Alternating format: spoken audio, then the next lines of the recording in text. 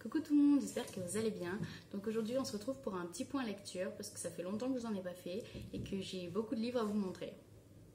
Donc on commence avec Wilder Girls de Rory Power aux éditions Collection R. Donc ici il s'agit donc d'un roman young adult, plutôt centré sur l'horreur quand même, puisqu'on va suivre donc trois amies inséparables qui sont dans un pensionnat sur une île qu'on appelle l'île Rackster.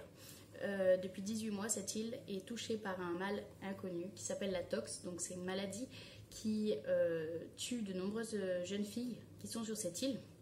Et pour celles qu'elle ne tue pas, elle provoque des stigmates assez affreuses sur leur corps, comme l'apparition par exemple de branchies ou d'un second pouls, enfin des choses comme ça.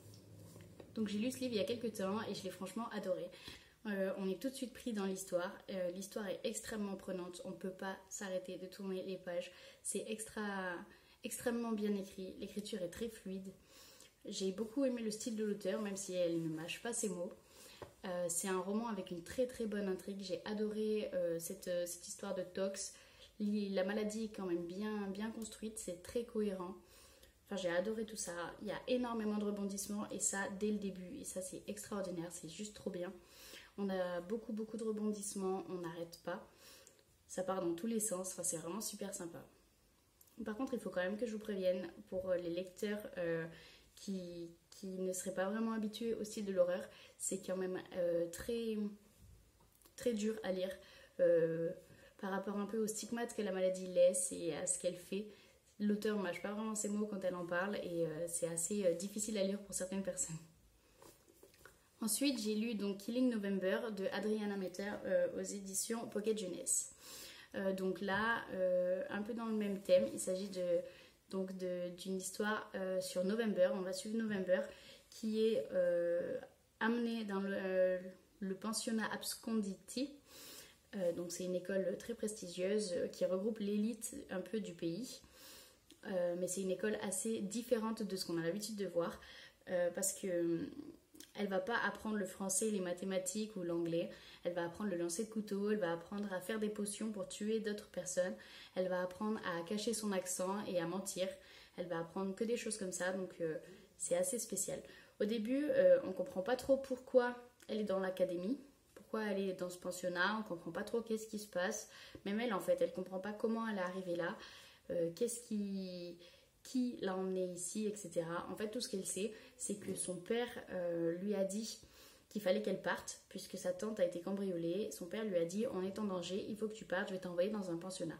Donc en fait, elle est allée dans ce pensionnat. Enfin, allez, c'est un bien grand mot, puisqu'en fait, elle se souvient pas du trajet. Donc elle pense avoir été droguée, et donc bien évidemment, on confirme ses soupçons. Elle a été droguée pour ne pas se souvenir du trajet, puisqu'en fait, c'est une académie dont personne ne sait où elle se trouve. Donc elle est extrêmement bien cachée.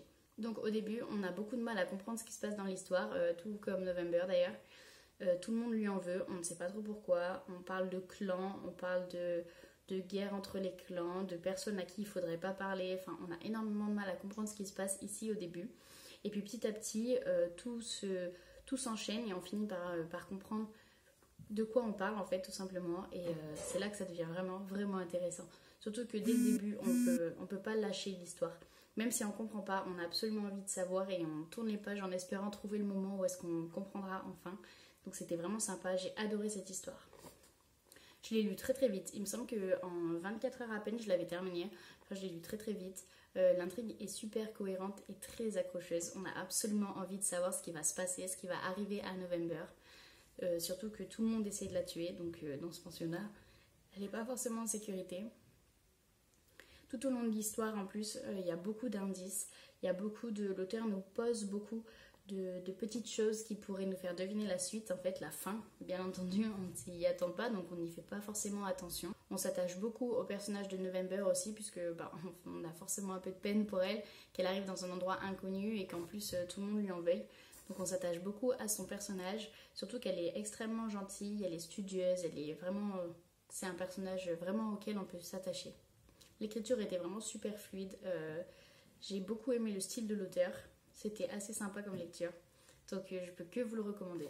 Le troisième livre que je vais vous présenter, donc il s'agit de Nos âmes tourmentées de Morgane Moncomble, donc aux éditions Hugo dans la collection New Romance. Donc ici, rien à voir, c'est une romance. Donc on va parler d'Azalée, qui est une jeune femme qui vient de perdre sa mère et qui donc revient à Charleston, la ville où elle est née, où elle a passé toute son adolescence en fait.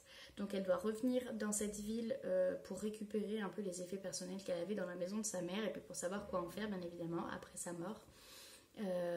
Sauf que c'est un peu la ville de son adolescence et au vu de sa réputation, elle n'a pas forcément envie d'y revenir et on comprend pourquoi.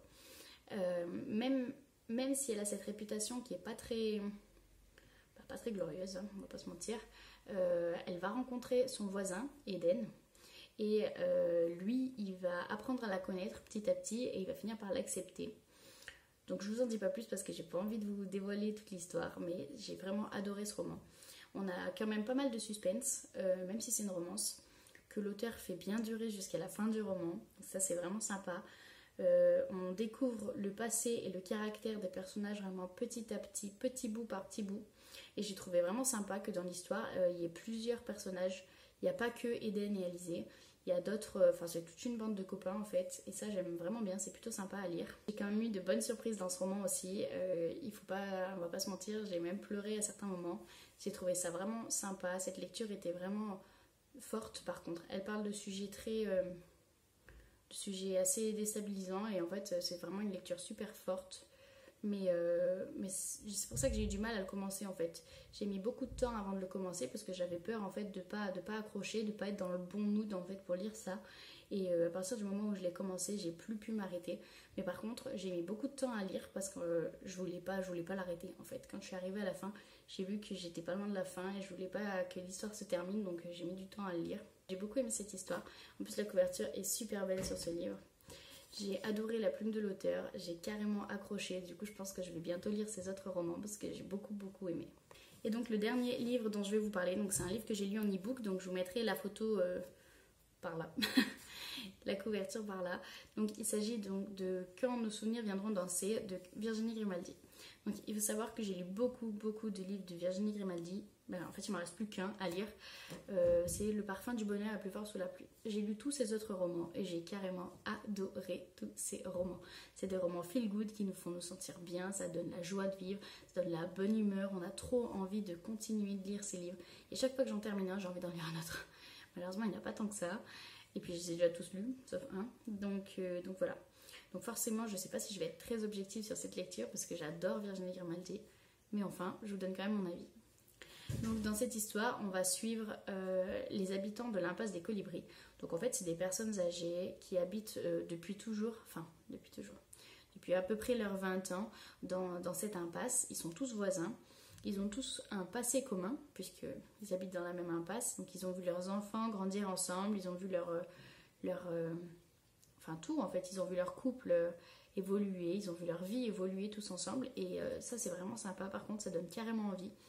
Mais pour eux, il fallait bien qu'il y ait quelque chose qui se passe. Le maire Le maire voudrait raser l'impasse des Colibris pour y construire une école. Soi-disant, ça serait le meilleur endroit dans le village pour construire cette école. Donc là, forcément, les résidents de l'impasse des Colibris sont pas vraiment d'accord. Le problème, c'est que c'est des octogénaires. Donc comment faire face à ça? Ce qu'ils mettent en avant en fait, c'est que leur maison, c'est pas simplement une maison, c'est pas simplement 4 murs et un toit pour eux qui sont des personnes de cet âge, mais c'est carrément tous leurs souvenirs qui sont ici. La plupart ont leur conjoint ou leur conjointe qui sont décédés et donc maintenant ils vivent seuls dans cette maison, enfin dans ces maisons, en tout cas pour la plupart. Et donc forcément tous leurs souvenirs sont ici, leurs enfants ne sont plus avec eux, donc c'est tout ce qui leur reste en fait de leur famille. Donc ça nous fait beaucoup de peine, forcément on s'attache beaucoup aux personnages, on a carrément envie de les aider, on a envie de rentrer dans l'histoire et d'aller dire au maire faites pas ça, c'est pas possible. On a envie de les aider quoi. Donc ils vont avoir pour objectif donc d'empêcher le maire de raser leur impasse. Et pour ça, ils vont créer un groupe qu'ils vont appeler les octogéniaux. Donc j'ai trouvé ça super énorme comme idée, c'était trop chou. Et en fait, du haut de leur âge, avec leur déambulateur, ils vont tout simplement essayer de faire tout ce qu'ils peuvent pour embêter tout le monde dans le village, pour faire que le maire change d'avis. Je vais pas vous raconter ce qui se passe dans l'histoire, mais franchement c'est vraiment énorme. Et il faut vraiment voir leurs actions, c'est extraordinaire, c'est super drôle. C'est un roman donc super, enfin c'est un roman feel good, et donc forcément là il était vraiment très axé sur la bonne humeur, sur la joie de vivre et tout ça. J'ai trouvé ce roman adorable, super mignon et plein d'amour, plein de joie, de bonne humeur, de tout ça. Même s'il y a un petit peu des fois des moments qui m'ont fait de la peine. Après forcément c'est des personnes âgées donc c'est un peu normal que voilà ils aient des maladies, des choses comme ça et ça m'a fait de la peine. Mais enfin c'est comme ça. Donc les personnages ont été très attachants, l'intrigue était vraiment bien menée par contre. Pour un roman feel good, enfin j'en lis pas souvent, mais j'ai trouvé que l'intrigue était vraiment bien faite. J'ai trouvé ça énorme en fait que l'intrigue soit aussi poussée en fait. C'est pas simplement une histoire de raser pas ma maison, mais il y a vraiment un truc derrière du pourquoi le maire voudrait raser cette maison, etc. C'est vraiment poussé et j'ai trouvé ça super sympa. Et la fin, j'ai carrément adoré cette fin. Je pensais que je voudrais pas lâcher les personnages et en fait quand j'ai lu la fin, j'ai trouvé ça extraordinaire. C'était vraiment énorme, trop chou. Du coup j'étais super contente en fait d'avoir fini ma lecture. Ça m'a pas du tout dérangée puisque j'étais carrément en accord avec la fin, donc c'était vraiment super cool. Voilà, c'est tout pour aujourd'hui. Donc on se retrouve prochainement dans un prochain point lecture, je pense. Et puis je vous fais des gros bisous. Bye bye.